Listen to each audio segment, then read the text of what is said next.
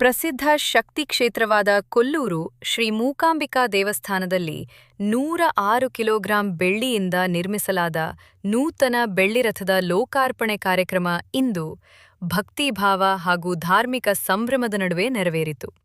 ಪದ್ಮಶ್ರೀ ಆರ್ಎಂಬಿ ಆರಾಧ್ಯ trust Bengaluru ಇವರ ಕೊಡುಗೆಯಾಗಿ ಸುಮಾರು 3 ಕೋಟಿ ರೂಪಾಯಿ ವೆಚ್ಚದಲ್ಲಿ ನಿರ್ಮಿಸಲಾದ ಈ ಭವ್ಯ ಬೆಳ್ಳಿರಥವನ್ನು ವಿಶೇಷ ಪೂಜೆ, ವೇದಘೋಷ ಹಾಗೂ ಧಾರ್ಮಿಕ ವಿಧಿವಿಧಾನಗಳೊಂದಿಗೆ ಶ್ರೀ ಮೂಕಾಂಬಿಕಾ ದೇವಿಗೆ ಸಮರ್ಪಿಸಲಾಯಿತು.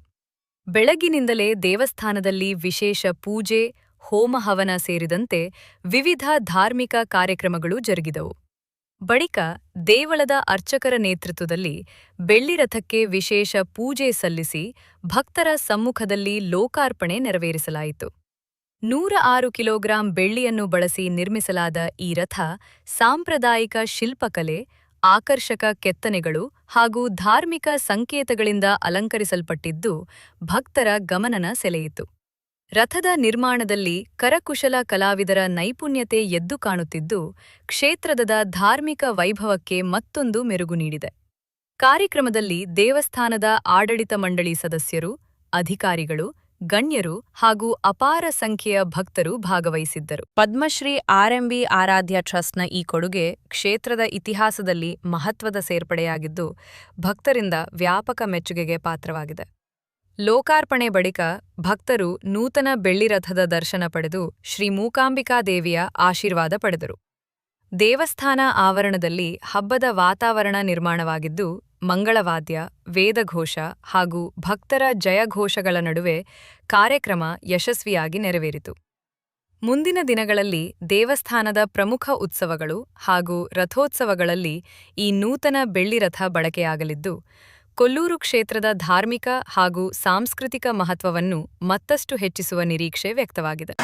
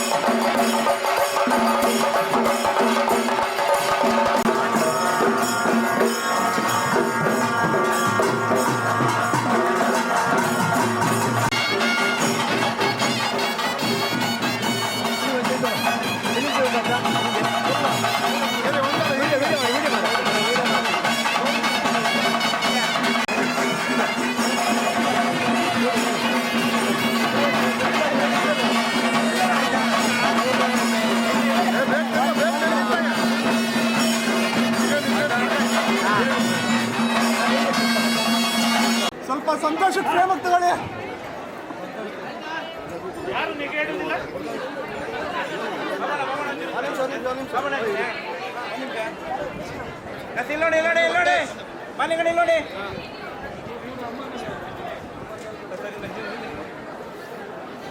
ಸರ್ ಬೆನ್ ತೋರಿಸ್ತಾ ಇದ್ದೀರಾ ನೀವು?